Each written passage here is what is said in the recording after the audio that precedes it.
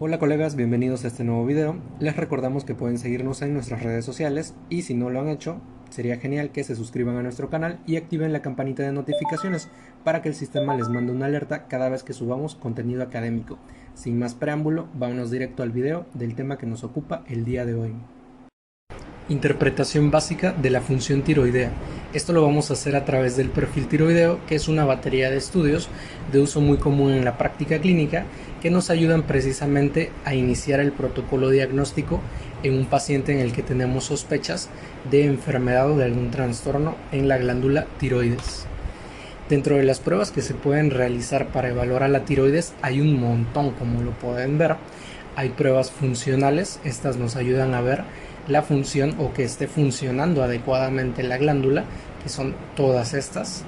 Hay algunos estudios que van a buscar trastornos inmunológicos que estén comprometiendo a la glándula, como estos diagnósticos, estudios de diagnóstico morfológico, que aquí entran los estudios de diagnóstico por imagen. En el caso, por ejemplo, de un paciente que tenga una masa o un nódulo tiroideo o algo por el estilo, bueno, algo que se le podría pedir es un ultrasonido. Esto entra dentro de los estudios de diagnóstico morfológico. Y finalmente el diagnóstico citológico, que ya es las muestras que se recaban para enviarlas a patología. Son un montón de estudios que realmente no les vamos a solicitar todo esto a todos los pacientes en los que tengamos alguna sospecha de enfermedad tiroidea. ¿Qué vamos a analizar de todos los parámetros que acabamos de ver en la diapositiva anterior? Bueno, se los adelanto, solamente vamos a ocupar 3. Con esos 3 parámetros vamos a tener un abanico de posibilidades diagnósticas algo amplio. Más adelantito lo vamos a ver. Todas estas pruebas de laboratorio se pueden dividir prácticamente en 5 categorías. Sin embargo, las que nos van a interesar para esta videoclase son las 2 primeras categorías, que van a ser las que evalúan el estado del eje hipotalámico hipoficiario tiroideo. Aquí, al parámetro al que se refiere todo esto es a la determinación de la TSH u hormona estimulante de tiroides o tirotropina. Cualquiera de los 3 nombres son sinónimos para la misma hormona. Esa hormona o esa TSH nos ayuda a evaluar el estado del eje hormonal.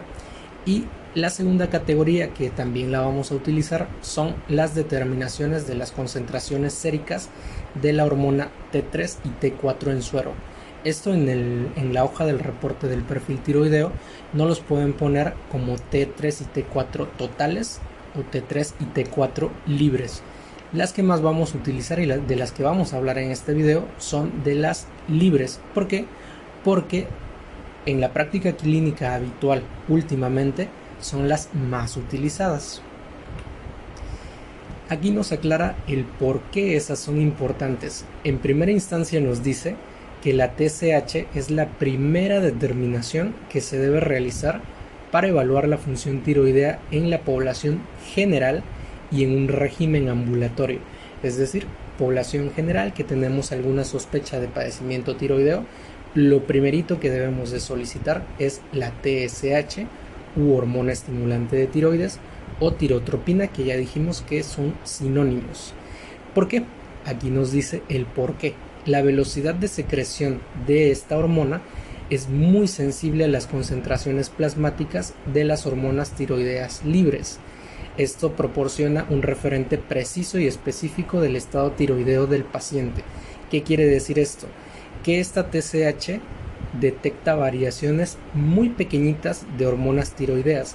En cuanto las hormonas tiroideas suban o bajen un poco sus concentraciones, enseguida la TSH se va a modificar en sus valores para regular la cantidad de hormonas tiroideas. Es como un termostato que va a estar regulando esas hormonas. Por eso este es súper sensible y en cualquier problema tiroideo la TSH enseguida va a tener una alteración o modificación. Aparte de esta TSH, la valoración conjunta de las concentraciones circulantes de T4 libre es la primera aproximación diagnóstica en todos los pacientes con la sospecha de alteración de la función tiroidea. Es decir, en resumen, tenemos que pedir la determinación de TSH y la determinación de T4. Sin embargo, en la diapositiva anterior decíamos que la TSH, la T4 y también mencionamos a la T3. Bueno, si esta diapositiva me dice que TSH y T4 es lo primero que tengo que solicitar, ¿por qué entonces agregar la T3? Hay dos razones fundamentales. La T3 puede tener dos alteraciones por ahí muy específicas. Hay un síndrome, que es este primero que ponemos aquí, que se llama síndrome del enfermo eutiroideo o síndrome de T3 baja.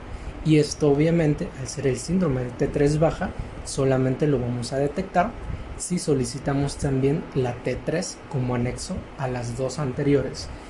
¿Y por qué pasa este síndrome del enfermo eutiroideo o de la T3 baja? Bueno, en pacientes que tienen privación nutricional, por ejemplo, hablemos de pacientes seniles que a veces ya tienen algo de desnutrición, o una persona con anorexia, algo así, que tengan privación nutricional o alguna enfermedad con la que estén cursando, estas personas van a tener una serie de alteraciones en su función tiroidea. Algunos de esos cambios van a consistir en una reducción de la secreción central de la TSH, pero también van a tener una disminución de los niveles plasmáticos de T3, sin que esto los convierta en personas que padezcan un problema de tiroides. Simplemente es debido a alguno de estos mecanismos que se generan cuando hay la privación nutricional o alguna enfermedad con la que esté cursando el paciente. Por eso es importante sacar una determinación extra por ahí, aparte del TSH y T4 libre, sacar la T3. Y la otra es que hay un padecimiento también que es una tirotoxicosis por T3. Esto es muy raro realmente. Lo normal es que si el paciente tiene hipertiroidismo, las dos hormonas tiroideas, tanto la T3 y la T4, van a estar elevadas. Sin embargo, en una fracción rara de pacientes con tirotoxicosis, va a deberse solamente a la T3. Este es otro de los diagnósticos, por lo cual es importante, si es posible, también pedir simultáneamente la T3 libre. Ahora vamos a ver un poco de fisiología, pero no se espanten, no vamos a ver esto a detalle porque no es el objetivo de este video. Solamente quiero que entendamos unos conceptos clave para que podamos aprender a interpretar los estudios de laboratorio. Este es el eje hipotalámico hipoficiario tiroideo que ya vimos anteriormente. La función de todo este eje al final de cuenta es, como lo dicen los simbolitos aquí y demás, estimular la producción de hormonas tiroideas de T3 y T4. Esta es toda la función del eje. El hipotálamo libera la TRH, que es la hormona liberadora de tirotropina. Esta llega a tiroides y estimula la síntesis y liberación de TSH, que es la hormona estimulante de tiroides. Y como su nombre lo dice, va a estimular a la tiroides para que se ponga a fabricar más T3 y T4. Al final de cuentas, el eje favorece la producción de hormonas tiroideas. Sin embargo, vemos que este eje aquí tiene unos contrarreguladores que son como un freno, porque si el eje siempre se mantuviera activo, siempre estaría fabricando y fabricando y fabricando excesos de hormonas tiroideas. Sin embargo, por eso debe de tener como un sistema de freno o de seguridad que impida que fabrique ilimitadamente hormonas tiroideas. Y esto precisamente es como un sensor, digámoslo de esa manera, que cuando las hormonas tiroideas se empiezan a elevar de más en torrente sanguíneo, estos hacen una contrarregulación negativa o un biofeedback negativo, como a veces se le llama, y la función de esto va a ser detener prácticamente o disminuir el eje para que deje de producir tantas hormonas tiroideas. Dicho de otra manera, para que sea un poquito más claro, supongamos que esta línea roja que tracé aquí es el nivel de hormonas tiroideas que debe de tener mi cuerpo. Si este nivel de hormonas tiroideas empieza a disminuir, digamos que en mi sangre empieza a disminuir la T3 y la T4 por debajo de los niveles que deben de estar, entonces es cuando se va a activar este eje para empezar a elevar esos niveles de hormonas tiroideas. pero ya activado el eje va a seguir produciendo y produciendo, aunque ya haya llegado a mi límite adecuado. El eje va a seguir produciendo hormonas. Y entonces cuando se pasa del nivel adecuado, ahí es cuando este exceso ya que se me está pasando de los límites se detecta. Entonces este exceso va a hacer este freno al eje y va a hacer que el eje deje de producir o disminuya su producción de toda esa cascada de hormonas, para que empiece a disminuir la producción de hormonas tiroideas hasta el nivel basal, que es lo que yo requiero. Pero como el eje está un poquito inhibido, esto sigue bajando, y al detectar que ya se está bajando demasiado, pues entonces el eje se vuelve a activar para empezar a subirlas, y así sucesivamente podríamos ir. Por ello esto es un proceso dinámico que siempre va a estar, digamos, a los jalones y a los estirones, con tal de mantener mis hormonas tiroideas lo más cerca que se pueda a los límites adecuados, dentro de los valores de referencia o normales que yo debo de tener. A veces por eso, por ejemplo, si un paciente se hace el estudio en diferentes momentos del día, en diferentes condiciones, en diferentes días o semanas, siempre va a haber una ligera variación. Por ejemplo, si tiene de tal hormona 2.5, no va a tener 2.5 toda su vida. Tal vez si se lo hace en un mes tiene 2.7, si se lo hace posteriormente bajó a 2.3, etcétera, porque eso representa estos bajones y subidas que va a ir teniendo, pero para tratar de mantenerlo dentro de estos límites que están cercanos a la normalidad, ¿sale? Me borro esto para poder continuar. Y ahora bien, nos quedaremos así como de what, pero no está tan, ya visto así, no está tan complejo. Lo que necesitamos saber, al menos le digo, el eje realmente, todo este proceso es bastante complejo, pero nos podemos quedar con esa idea para el fin que nos compete el día de hoy, que es saber interpretar los resultados. Ya sabiendo esto, entonces, ¿qué se concluye con esto que acabamos de ver? Bueno, tenemos aquí que, de manera muy simplista, digámoslo de esa manera, cuando la tiroides, la glándula tiroides empieza a disminuir la producción de sus hormonas tiroideas T3 y T4, entonces lo que va a suceder es que se va a activar el eje produciendo al final TSH. Esto lo va a tratar de elevar para hacer esa compensación, y esta TSH va a estimular a la glándula tiroides para que empiece a producir más hormonas tiroideas, que me da como resultado el aumento de las hormonas tiroideas. Por el contrario, si mi glándula tiroides ya está produciendo un poquito más de lo normal, de lo que necesito, entonces el eje se va a suprimir o va a disminuir su trabajo, disminuyendo la TSH, y al disminuir la TSH, entonces se baja el ritmo de producción de hormonas tiroideas, lo que me da como resultado que al bajar la TSH, la hormona estimulante de tiroides, deja de estimularla y disminuyen los recuentos de hormonas tiroideas.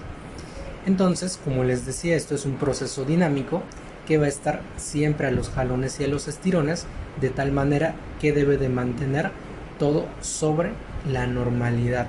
Nunca debe de pasarse o dejar que disminuya la producción, ni dejar que se eleve esta producción de hormonas tiroideas. Y bueno, si entendimos hasta aquí esta parte, genial. Con esta información ya podemos diagnosticar con facilidad el hipotiroidismo primario y el hipertiroidismo primario. ¿Por qué? Porque en el hipotiroidismo primario, hipo es de baja función de la glándula tiroides. En el hipotiroidismo primario, la tiroides está produciendo menor cantidad de T3 y T4 de sus hormonas, y como resultado el eje va a tratar de elevar la cantidad de TSH para estar estimulando más a la glándula a producir sus hormonas. Pero como nuestro paciente ya tiene hipotiroidismo, la glándula ya, digámoslo así, la glándula ya se puso floja y no quiere trabajar.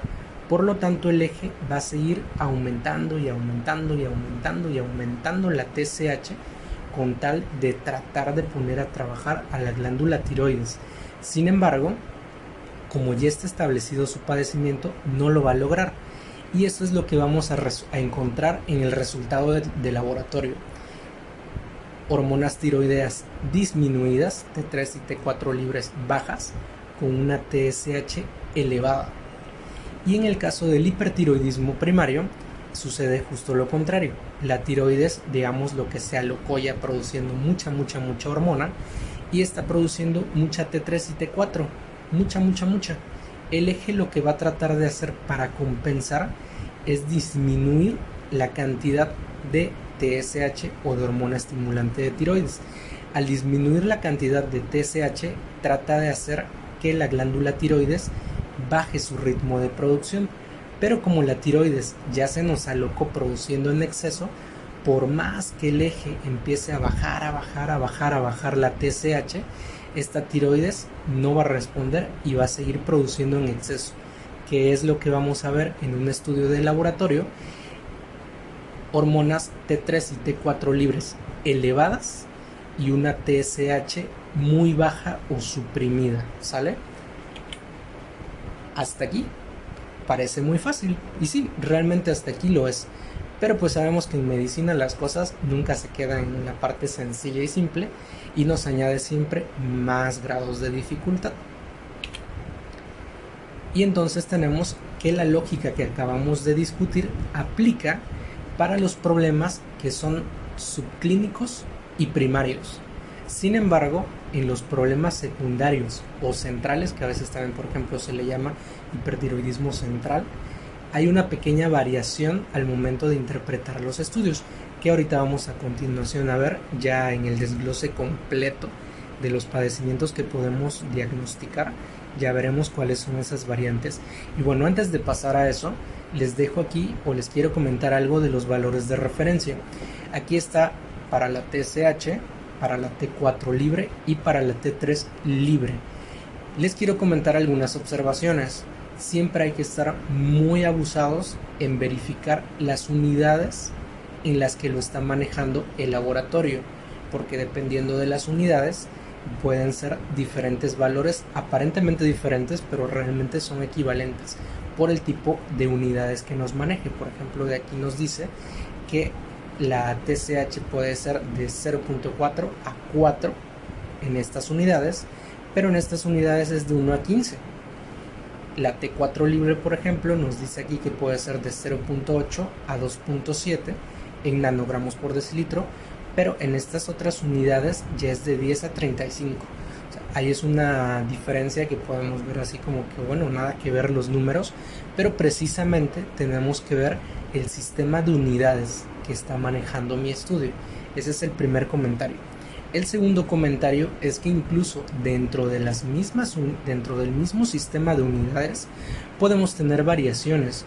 Por ejemplo, en la TSH, depende de la literatura que revisemos, hay algunas que nos pueden manejar, que es de 0.4 a 4.2. Otras nos pueden manejar que es de 0.4 a 4. Otras nos pueden manejar que es de 0.5 a 4.5. Y así con todos los valores podemos tener algunas variaciones. Ese es el segundo punto. Y el tercer punto, que es mi recomendación, o lo que recomienda la misma literatura, es que no nos basemos solamente en estos valores de referencia que nos da la literatura o los libros. Cada laboratorio, en sus estudios, en la hojita que nos dan de resultados, tiene sus propios laboratorios, están sus propios resultados o parámetros normales estandarizados. En esos es en los que más atención debemos de ponerle. ¿Por qué? Porque este tipo de parámetros o de valores de referencia se establecen en diferentes condiciones: el tipo de población, el método utilizado para la determinación, y eso va a depender del método que use cada laboratorio, las marcas, los reactivos. Cada laboratorio va a tener variaciones en ese aspecto. Por eso no podemos utilizar tal vez este valor para determinada marca de reactivo, que ya lo tiene estandarizado de diferente manera. Lo ideal es que siempre lo cotejemos con los valores de referencia que vengan impresos en nuestra hoja de resultados. Ese es un deber del laboratorio, mantener actualizados, que bueno, como todo, también hay algunos laboratorios que ni actualizan nada y manejan siempre el mismo valor de referencia, aunque ya manejen otro reactivo, otra marca, siguen manejando lo mismo. Eso es un punto negativo para algunos laboratorios, pero los laboratorios de calidad siempre mantienen eso actualizado acorde a sus reactivos. Y bueno, ya dejando eso de lado, que son los comentarios que les quería hacer acorde a los valores de referencia, pasamos ya a la tablita donde vamos a analizar qué es lo que sucede con cada padecimiento tiroideo que podemos diagnosticar o concluir dependiendo de los resultados que veamos. Aquí vamos a ir generando una tablita de 4 columnas. En la primera, que ahorita es un espacio sin nada, vamos a ir colocando los nombres de los diferentes padecimientos. Y en estas 3 columnas siguientes, que es la de TCH, T4 libre y T3 libre, vamos a colocar cómo se van modificando acorde a cada padecimiento. Y aquí tenemos un panel a la derecha de la pantalla en el que vamos a ir poniendo un poquito más dinámicamente cómo se mueven estos valores en cada padecimiento. Al final de la presentación les voy a dejar ahí en la descripción del video un link que los lleve a un documento o más bien a una imagen de esta tablita. Ya teniendo esta tablita pueden cotejar su perfil tiroideo que les presente un paciente, lo pueden cotejar con la tablita para que vean qué alteraciones y con qué diagnóstico va a concordar. De cualquier forma, si nosotros entendemos el proceso fisiológico y fisiopatológico que sucede aquí al modificarse estos niveles de sustancias, vamos a poder llegar a esos diagnósticos sin necesidad de ninguna tablita. Empezamos. Primero vamos a hablar del hipotiroidismo subclínico. ¿Qué quiere decir hipo? Bueno, hipo ya sabemos que es un prefijo que nos va a hacer referencia a una disminución en la función de la glándula tiroides. Y subclínico va a hacer referencia a que, aunque ya hay un hipotiroidismo por ahí, se mantiene en unos niveles que lo hacen prácticamente asintomáticos. Todavía no aparece esta parte clínica en la que el paciente ya tenga alguna manifestación, porque se alcanza a mantener, digámoslo así, de manera compensada. ¿Qué es lo que va a suceder aquí?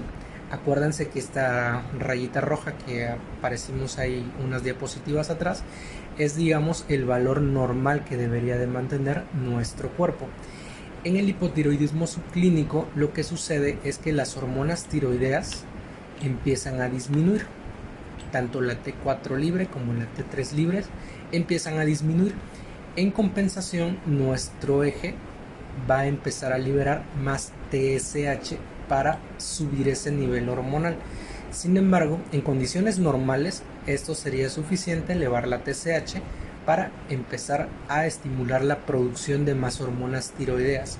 Sin embargo, como aquí ya hay un problema, ya no es un paciente normal, digámoslo así, o sano, ya hay un hipotiroidismo, quiere decir que su glándula ya está un poquito floja, la glándula tiroides ya no quiere producir las hormonas tiroideas de una manera adecuada.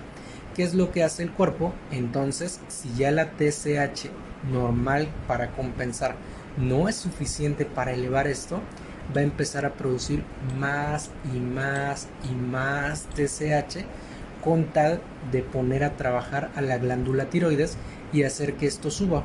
En algún momento de tanta TSH que se está produciendo, va a alcanzar a hacer que la tiroides empiece a funcionar, aunque sea un poquito, y llegue a niveles normales. Por eso en el estudio podemos encontrar una T4 libre normal y una T3 libre normales, pero no porque esté normal el paciente, ya, sino porque tuvo que ponerse a trabajar el eje produciendo mucha hormona TSH. Por eso, aunque su T4 y T3 estén normales, la TSH ya está elevada. Esto quiere decir que el paciente ya tiene un hipotiroidismo subclínico. Todavía no da manifestaciones o se hace evidente porque se alcanzan a mantener estas cifras normales, pero con un sobretrabajo, sobreesfuerzo del eje produciendo mucha TSH, ¿sale? Borramos esto Y en la siguiente ya vamos a hablar de un hipotiroidismo primario. En este ya no es subclínico, ya está instalado ese hipotiroidismo, y primario hace referencia a que el problema de la producción está en la glándula tiroides, no en otros lados, como por ejemplo habíamos dicho los problemas secundarios, que típicamente son centrales o digamos como a nivel del eje. En el hipotiroidismo primario sucede lo mismo. La T4 libre y las hormonas empiezan a disminuir. Aquí está la flechita. Empiezan a disminuir sus valores, tanto T3 y T4 en general. Las hormonas tiroideas empiezan a bajar. Y en compensación, el eje va a tratar de empezar a producir más y más y más y más TSH. Sin embargo, como ya hay un problema instalado clínicamente ya, aunque se produzca mucha TSH, ya no es suficiente para levantar la producción hormonal en la tiroides. Ya la tiroides de planamente se puso floja y no quiere trabajar. Por lo tanto, por mucha TSH que se produzca, ya esto ya se va a quedar bajo. Y entonces así lo encontramos en un estudio de laboratorio. TSH elevada, tratando de hacer que funcione la tiroides, pero con unos valores de T4 libre y T3 libre bajos, porque la tiroides, aunque la TSH subió mucho, la tiroides ya no quiere trabajar y las hormonas tiroideas permanecen a la baja, ¿sale? Borramos esto y vámonos con el siguiente. En el hipotiroidismo secundario, que sería un hipotiroidismo central prácticamente, sucede algo parecido. En esta cuestión, las hormonas tiroideas T4 libre y T3 libre están disminuidas, como en el caso de un hipotiroidismo. Sin embargo, la diferencia aquí es que el eje tampoco no está trabajando. El eje que debería de elevar esto, la TSH, para compensar y levantar la producción, este eje no está funcionando. La TSH no se está produciendo a nivel central y entonces esta TSH también está baja. Por lo tanto, aquí encontramos en el estudio del paciente una TSH baja porque el eje no está produciéndola adecuadamente y en consecuencia pues encontramos también las hormonas tiroideas disminuidas porque no se está dando, digamos, la orden de producción de esas hormonas tiroideas. Borramos aquí y vamos a lo siguiente. Ahora pasamos al hipertiroidismo. En este caso empezamos, al igual que acá, con el subclínico. El hipertiroidismo quiere decir hiper es mucho, ya está funcionando en exceso mi glándula tiroides. Sin embargo, como dijimos, un problema subclínico es aquel que todavía no se manifiesta o todavía no se evidencia porque el cuerpo lo está tratando o alcanzando a mantener compensado. ¿Qué sucede aquí? En este caso, como es hipertiroidismo, aquí no tenemos una disminución, aquí tenemos una elevación de hormonas tiroideas, que en el hipertiroidismo lo clásico es que se suban la T4 y la T3 porque la glándula tiroides produce mucho de las dos. Pero lo que hace el eje para tratar de compensar esta elevación de hormonas tiroideas, el eje disminuye la TSH, baja la producción. Sin embargo, en un paciente eutiroideo o sin padecimientos, sin problemas, esto sería suficiente para corregirlo. Bajamos la TSH, que es la hormona estimulante de tiroides, y al disminuirla, en automático empieza a bajar la producción de esto y nos regresa a valores normales. Sin embargo, como este paciente ya tiene un problema subclínico, pero ya hay un problema de hipertiroidismo, estas hormonas no van a disminuir y como no disminuyen, el cuerpo va a seguir bajando y bajando y bajando y bajando más la TSH para tratar de que esto disminuya. De tanto bajar la TSH, de tanto bloquear el eje, va a llegar un momento en el que estas empiecen a bajar un poquito y regresen a su nivel normal, digámoslo así. Por ello, en un paciente con hipertiroidismo subclínico encontramos sus hormonas tiroideas normales, pero se normalizaron gracias a que la TSH tuvo que bajarse exageradamente para que éstas regresaran a la normalidad. Eso es lo que vamos a encontrar en el estudio de un paciente. TSH baja con hormonas tiroideas todavía normales. ¿Por qué? Porque su cuerpo lo está tratando de compensar. En el siguiente caso tenemos un hipertiroidismo primario.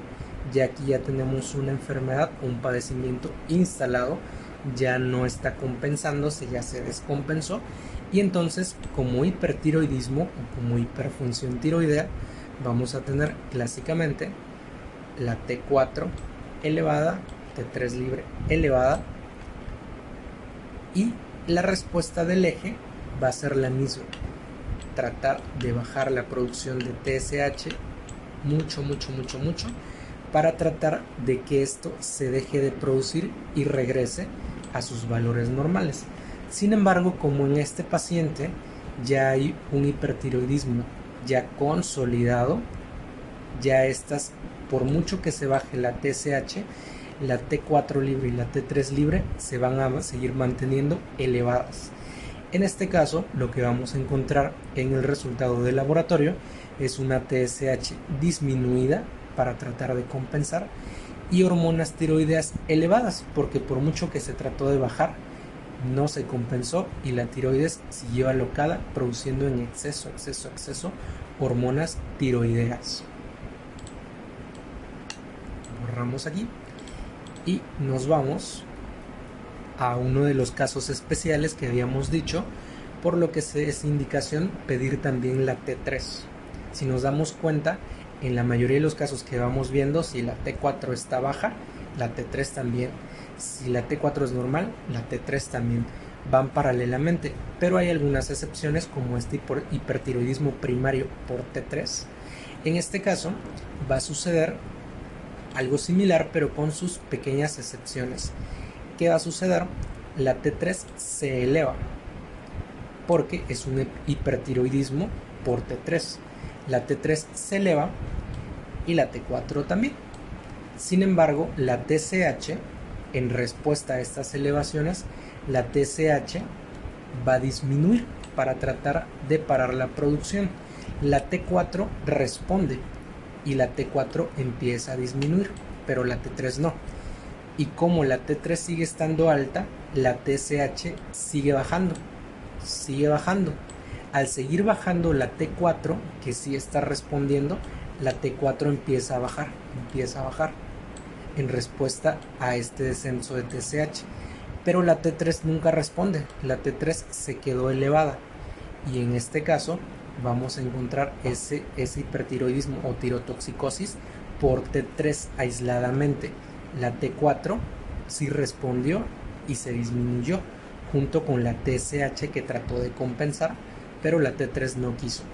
En el resultado del laboratorio de este paciente vamos a encontrar una TSH baja tratando de compensar, una T4 baja que sí respondió, pero una T3 elevada, que esa no quiso disminuir, y entonces esta tirotoxicosis va a ser solamente por T3.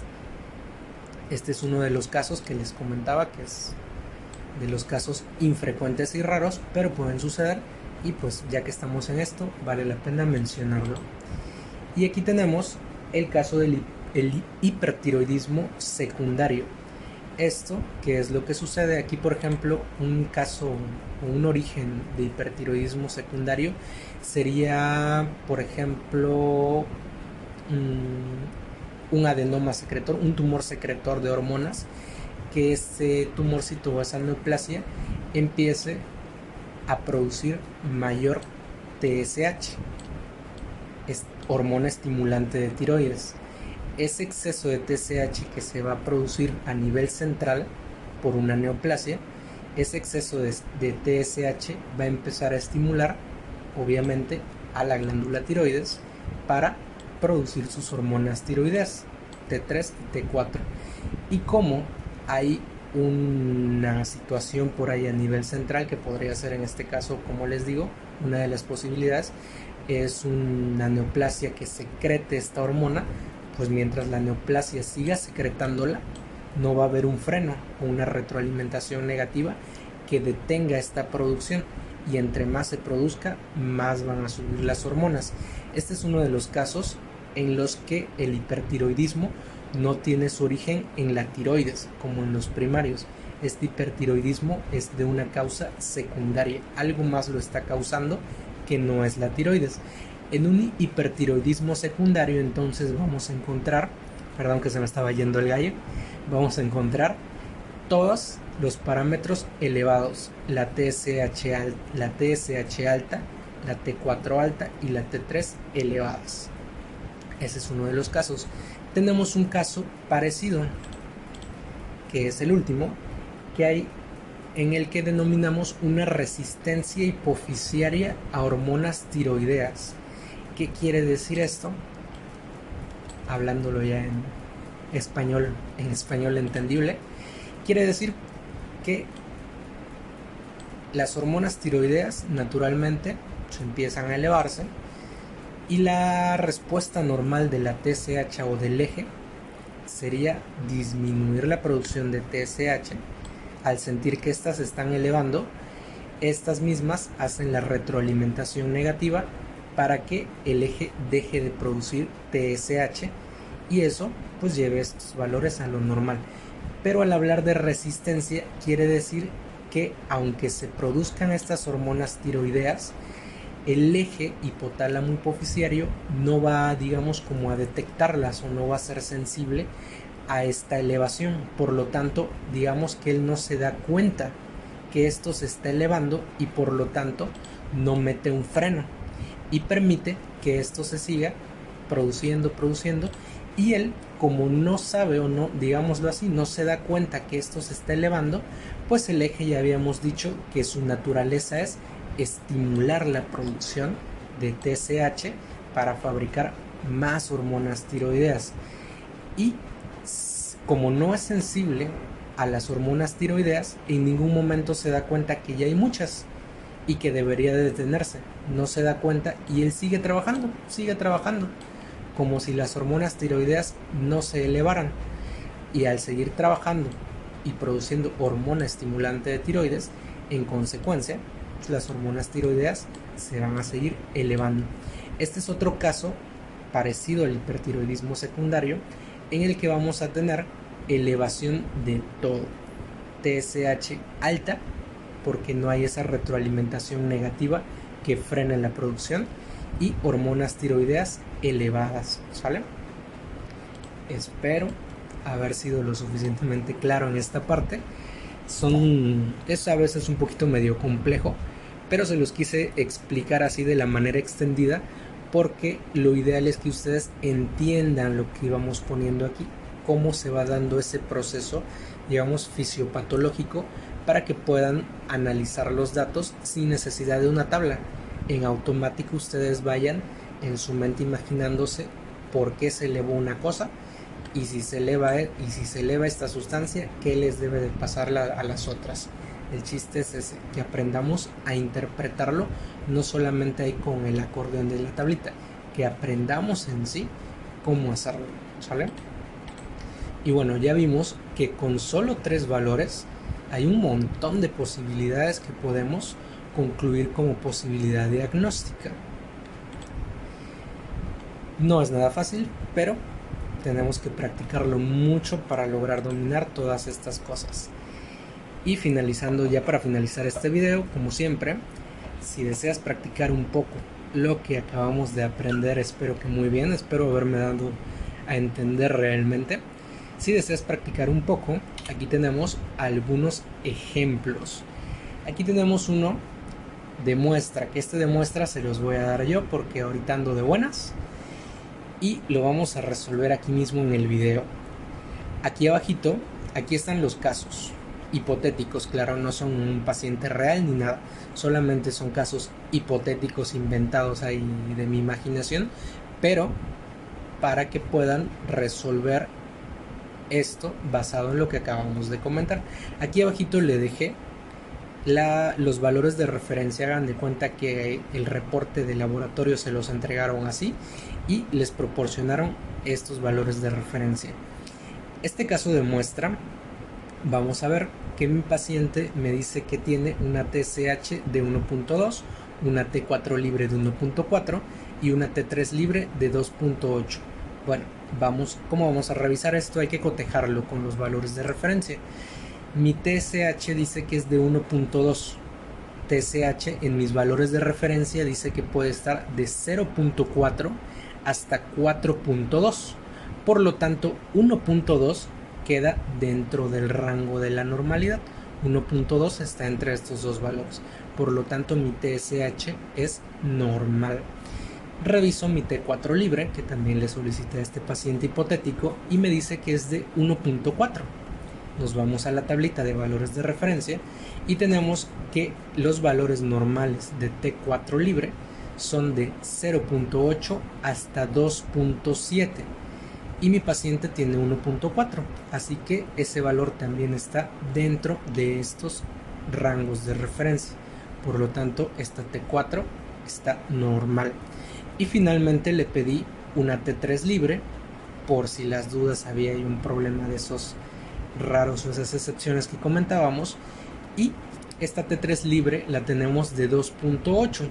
Nos vamos a los valores de referencia y tenemos que lo normal es de 2 hasta 4.4.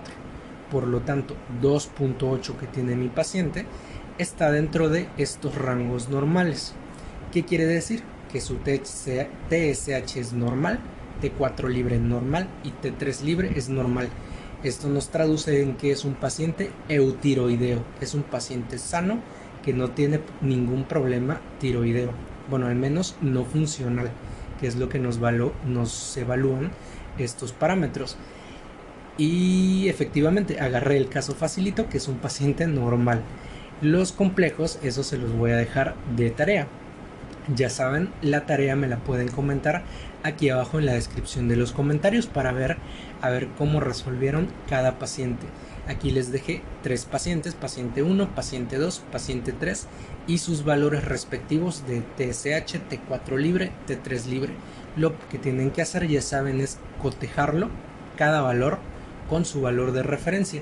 Una vez que sepan si el valor está alto o bajo, si ya está comprendido perfectamente, lo pueden hacer así de memoria y al cálculo, a ojo de buen cubero.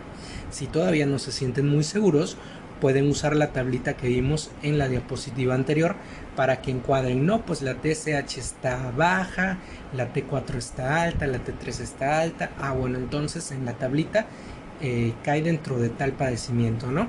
Ahí lo pueden ir cotejando, como se les haga más práctico, ya saben, el chiste es que practiquen. Y aquí en los comentarios me lo pueden dejar de esa manera: paciente 1 tiene tal cosa, paciente 2 tiene tal cosa o no tiene nada, paciente 3 tiene tal cosa o es sano.